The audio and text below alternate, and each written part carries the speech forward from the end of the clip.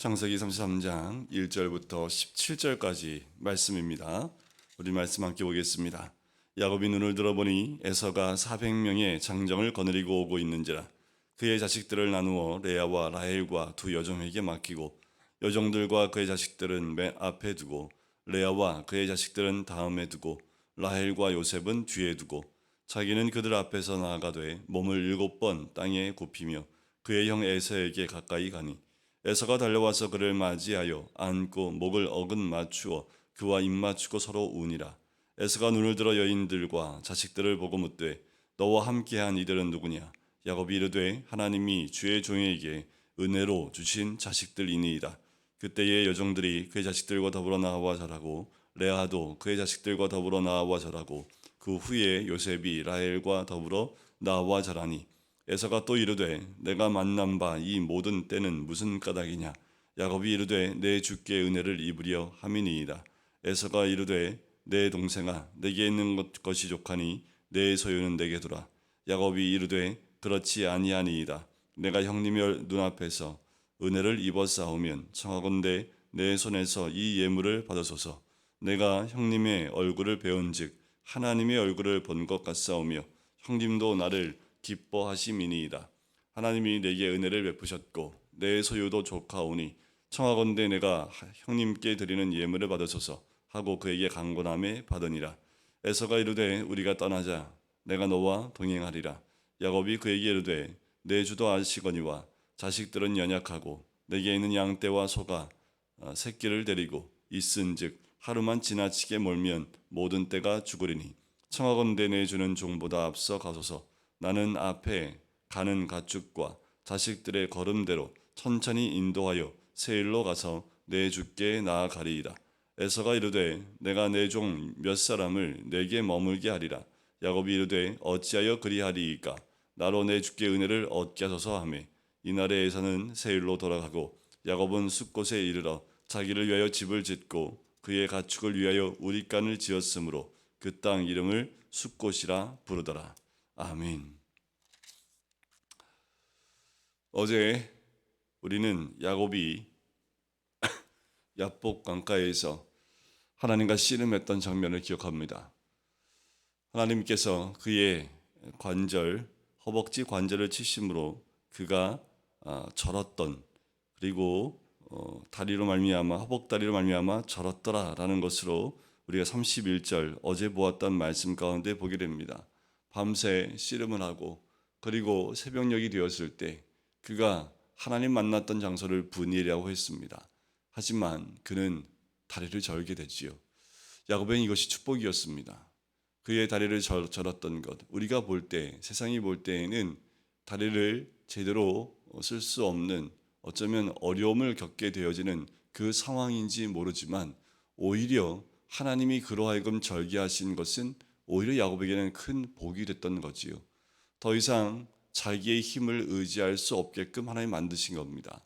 그의 힘을 의지하여 무엇인가 할 수 있는 것들을 끊어버리신 거지요.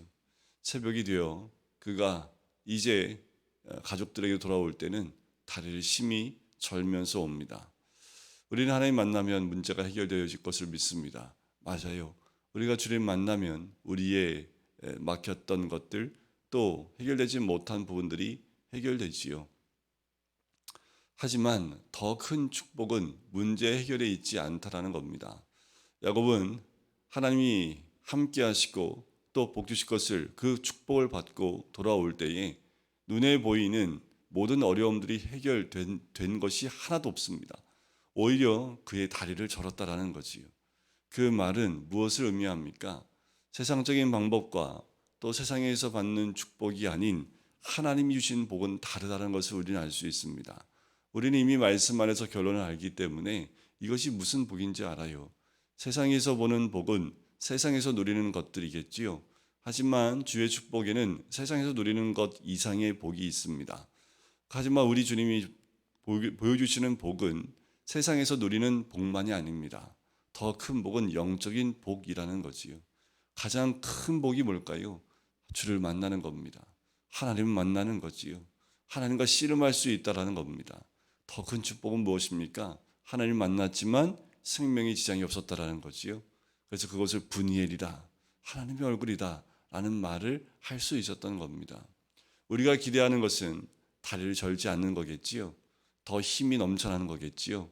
그리고 환경이 변해서 자기를 잡으러 오는 것 같은 형이 다시 자기의 집으로 돌아가고 나는 형을 만날 필요 없이 모든 일들이 평안하게 돌아가는 것, 그것이 우리가 생각하는, 세상이 생각하는 문제 해결이겠지요.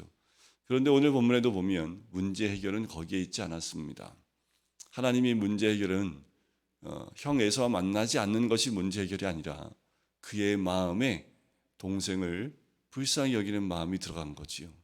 오히려 형과 함께 회유하고 만나고 기쁨을 나누고 서로 오래간 20여 년 만에 만난 그 형제지간의 만남이 너무나 큰 감동이 되어지는 순간으로 하나님이 바꾸셨다라는 겁니다. 그는 다리를 절어요. 자, 1절에 보니까 야곱이 눈을 들어 보니까 에서가 400명과 와요. 야곱이 기대한 것이 무엇일까요? 400명 다 돌려보내고 에서와 몇 명만 올 줄 알았는데 지금 400명이 몰려 똑같이 온다라는 거예요. 상황과 환경은 전혀 바뀌지 않는다라는 겁니다. 뭐만 바뀌었어요? 그 환경 가운데 내가 하나님 만나 배웠고 또 하나님이 나와 함께 하신다라는 것이 바뀐 환경입니다. 그래서 오는 것을 봐요. 그랬더니 아직도 야곱은 온전한 믿음 가운데 있지 못한 모습을 봅니다. 참 야곱은 우리와 똑같습니다. 우리와 같은 성정을 갖고 있지 않나라는 생각이 들어요. 하나님 만났고 하나님이 함께 하신다 말씀하셨고 또 그 언약대로 하나님이 복을 주시겠다라고까지 말씀하셨음에도 불구하고 자기에게 오는 형의 모습을 보면서 덜컥 더 겁이 났던 거지요. 겁이 난 것을 어떻게 알 수 있습니까? 그 자식들을 일렬로 세워요. 여종들과 그 여종의 자식들을 먼저 맨 앞에 세웁니다. 그 다음에 레아와 그 자식들이에요. 그 다음에 맨 마지막엔 자기가 가장 사랑하는 라헬과 그리고 요셉을 맨 마지막에 둡니다. 어떤 의미가 있습니까? 도망가기 할 수 있도록 라헬과 요셉만큼은 끝까지 살리고 싶은 마음이었겠지요. 원래는 같이 나와야 되지 않을까요? 자식들이 한꺼번에 다 가족들이 와서 절을 해야 되는데 순서에 따라서 이렇게 줄을 세운 거예요. 야곱이 아직 온전히 변화되지 못한 모습, 우리가 주를 만나서도 여전히 내려놓지 못한 우리의 모습과 별반 다르지 않다라는 겁니다. 그런데 달라진 거 하나 있습니다. 뭐가 달라졌을까요? 이들만 앞세워 간 것이 아니라 야곱이 이들 맨 앞에 앞서갔다라는 겁니다. 이게 달라진 모습이에요. 전 같으면 자식들 먼저 다 보내고 라헬과 요셉과 맨 마지막에 있어서 맨 마지막에 아마도 이 에서를 만났을 겁니다. 그런데 줄은 세웠지만 그들 앞에 야곱이 제일 앞에 있었다라는 거예요. 이것이 야곱의 달라진 모습이지요. 그렇게 가서 이 에서를 만나고 7번 땅에 굽혀 절을 합니다. 그때 에서가 가까이 와서 어떻게 해요? 에서가 달려와서 그를 맞이하여 입 맞추고 서로 우는 장면으로 야곱이 걱정했던 모든 것들이 한순간에 다 사라지는 것들을 보게 돼요. 정말 그랬을까요? 다 사라졌을까요? 아니요. 야곱은 여전히 그 안에 의심이 남아 있습니다. 형 에서에 대한 온전한 마음이 정말 나를 끌어안고 우는 게 진짜 마음이라고 온전히 생각하지 못했어요. 어떻게 합니까? 에서가 만나고 난 다음에 내가 너와 함께 동행하겠다라고 얘기했더니 야곱이 어떻게 해요? 아우, 형님 그렇게 못합니다. 아우, 어떻게 형님하고 그렇게 동행할 수 있을까요? 저희 오랜 기간 왔고 자녀는 아직 어리고 또 우리 양떼와 소떼에 새끼도 있고 하루만 더 힘들게 몰면 이들이 다 몸이 상하고 죽게 될 것 같아요. 그러니까 형 먼저 돌아가시고 그리고 천천히 따라가겠습니다. 그때 에서가 뭐라고 합니까? 계속 에서는 뭔가 배려를 하려고 하지요. 그럼 내가 여기 몇 명 남겨놓아서 너에게 동행하게 하고 길을 안 나가게 해주겠다라고 했더니 끝까지 야곱이 손사래를 칩니다. 내가 우리 형님께 나의 주께 주의 종이 은혜를 입었는데 그렇게 가실 필요 뭐 있습니까? 더 천천히 저희는 천천히 갈 테니까 길 모르는 것도 아니고 괜찮습니다. 다 돌아가시고 저희는 천천히 가겠습니다. 끝까지 야곱의 모습은 뭐예요? 인정치 못하는 거지요. 끝까지 그 의심의 줄을 놓지 못하는 모습을 봐요. 이것이 우리의 모습입니다. 이것이 인간적인 야곱의 모습이고 여전히 하나님을 온전히 의지하는 것 같지만 의지하지 못하는 그의 모습을 보게 됐지요. 결국 어떻게 됩니까? 야곱이 형을 돌려보내고 집을 짓는 장소가 어디예요? 17절에 보니까 숲곳에 가축을 위하여 우릿간을 짓고 17절에 보니까 자기를 위하여 집을 지어요. 그 말은 뭐예요? 숲곳에 머물겠다는 거지요.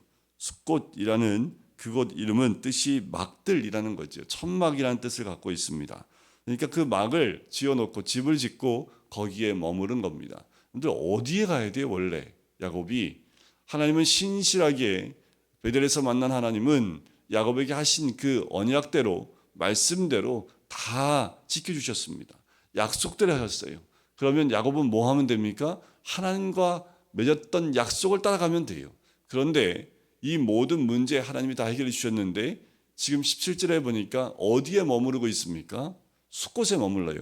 원래는 어디에 머물러야 돼요? 28장에 하나님을 만났던 자기가 돌을 베고 잠을 잤던 그 돌로 기둥을 세웠던 그곳에 가서 머물러야 합니다. 베델로 가야 돼요. 그런데 야곱은 베델로 가지 않지요. 이것이 또 우리의 모습이지요. 문제가 해결되어지면 하나님의 약속을 붙들고 하나님의 약속대로 내가 순종할 것 같지만 그렇지 못한 또 다른 나의 결정과 또 다른 내 육적인 모습들이 드러나기 시작한다는 거예요. 이게 우리의 모습입니다. 하나님 문제 해결해 주면 모든 거 다 할 것 같아요. 다 헌신하고 다 순종하고 할 것처럼 다 얘기해 놓고 문제가 딱 해결되니까 그 말씀대로 순종하지 않고 그 약속대로 가지 않고 자기 보기에 좋은 곳을 따라가는 야곱의 모습을 봐요. 이것이 우리의 모습입니다. 여러분, 베델이 살기 어려운 곳이 할지라도 하나님과 약속했으면 가야 됩니다.